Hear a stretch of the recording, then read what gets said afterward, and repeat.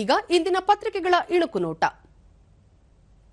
ಗ್ಯಾರಂಟಿಗೆ governor ಭೇಷ್, budget ಅಧಿವೇಶನ ಶುರು, ಜಂಟಿ ಸದನ ಉದ್ದೇಶಿಸಿ ಭಾಷಣ. ಜನ ಕಲ್ಯಾಣವೇ ಸರ್ಕಾರದ ಧ್ಯೇಯ, ತೋಟಗಾರಿಕೆ ಕಿಸಾನ್ ಮಾಲ್ ಆರಂಭ, 194 ಹೈಟೆಕ್ ಹಾರ್ವೆಸ್ಟ್ ಹಬ್ ಸ್ಥಾಪನೆ. ಪುಸ್ತಕ ಮೇಳಕ್ಕೆ ತೆರೆ, ಅಕ್ಷರ ಜಾತ್ರೆಗೆ ಶಾಸಕರು ಫಿದಾ, 5 ದಿನದಲ್ಲಿ 1 ಲಕ್ಷಕ್ಕೂ ಹೆಚ್ಚು ಜನರು ಭಾಗಿ. ಮೆಟ್ರೋಗೆ ಎಂಬಸಿಯಿಂದ 100 ಕೋಟಿ ರೂಪಾಯಿ, ಕಾಡು ಬೀಸನಹಳ್ಳಿಯಲ್ಲಿ ಮೆಟ್ರೋ ನಿಲ್ದಾಣ ನಿರ್ಮಾಣ ಕುರಿತು ಮೆಟ್ರೋ ಜತೆ ಒಪ್ಪಂದ. ಐಸಿಸಿ ಚಾಂಪಿಯನ್ಶಿಪ್ ಟ್ರೋಫಿ ಸೆಮೀಸ್ನಲ್ಲಿ ಇಂದು ಭಾರತಕ್ಕೆ ಆಸೀಸ್ ಸವಾಲು, ಕಾಂಗರುಗಳಿಗೆ ಸ್ಪಿನ್ ಭೀತಿ.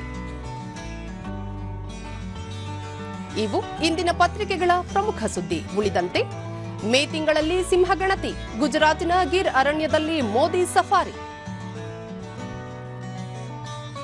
ಆನೆ ಸಮಸ್ಯೆಗೆ ಶಾಶ್ವತ ಪರಿಹಾರ, ಕೊಡಗು, ಹಾಸನ, ಚಿಕ್ಕಮಗಳೂರಿನಲ್ಲಿ 200 ಆನೆ ಭದ್ರಾ ಅಭಯಾರಣ್ಯಕ್ಕೆ ಸಾಗಿಸಲು ಚಿಂತನೆ.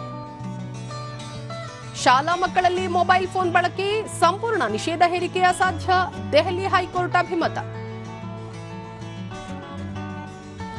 ಬಿಸಿಲ ಝಳ, ಆವಿಯಾಗುತ್ತಿದೆ ಕರಾವಳಿ ಜೀವಜಲ, 40 ಡಿಗ್ರಿ ಸೆಲ್ಸಿಯಸ್ ಮೀರಲಿದೆ ತಾಪಮಾನ, ಜಲಮೂಲಗಳಿಗೆ ಆಪತ್ತು ಎದುರಾಗುವ ಆತಂಕ.